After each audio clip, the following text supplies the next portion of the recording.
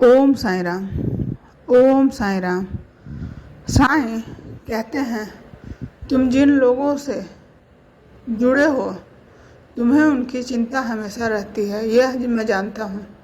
और यदि वह तुमसे कहीं दूर रहते हैं तो खुद को असहाय महसूस करते हो, क्योंकि तुम उन तक पहुँचकर तकलीफ में मदद नहीं कर पाते।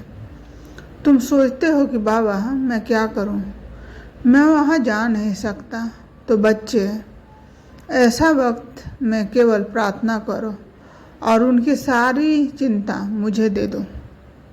मैं हमेशा कहता हूँ कि तुम्हारे घर परिवार में तुम अकेले सदस्य ही क्यों न हो जो मुझे पूजता है और कोई नहीं मानता, फिर भी मैं तुम्हारे अपनों की चिंता में और रक्षा करता हूँ।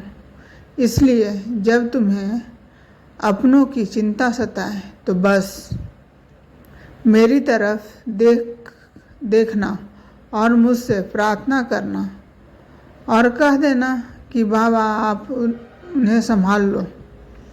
इतना कहकर तुम चिंता मुक्त हो जाना।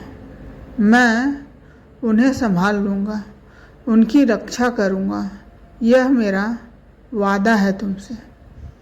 मैं कुछ बातों के लिए तुम्हें संकेत दिया है कि तुम्हें जीवन में आगे बढ़ना है, तो तुम क्यों मेरे दिए गए संकेतों पर प्रश्न उठाते हो। तो तुम्हारा काम है मुझ पर विश्वास रखना और जीवन में आगे बढ़ते रहना। तुम्हारा मन दुखी है, मैं जानता हूँ, लेकिन तुम्हारे मन में कोई भी बात बुरी नहीं है और बाकी तो मैं संभाल रहा हूँ।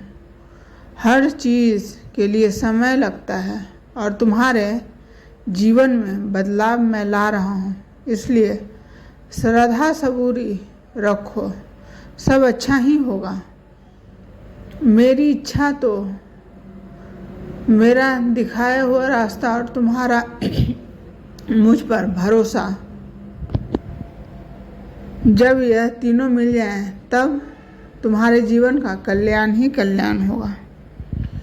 जब मेरा भक्त पूर्ण अंतःकरण से मेरी भक्ति करने लगता है तो मैं उसे समस्त कष्टों को, दुर्भाग्यों को दूर कर स्वयं उसकी रक्षा करने में लग जाता हूँ। बैर लगे आम वृक्ष को और देखनो, यदि बैर फल बन जाए तो आमों की गणना न हो सकेगी, परंतु क्या ऐसा होता है? बहुत से बैर झड़कर गिर जाते हैं। कुछ फल और बढ़ने ने भी तो आंधी के झकोरों से गिर जाते हैं, नष्ट हो जाते हैं, और उनमें कुछ थोड़े ही शेष रह जाते हैं। यदि तुम कोई मेरे खिलाफ कुछ कहता है और तुम उस पर विश्वास करते हो तो तुम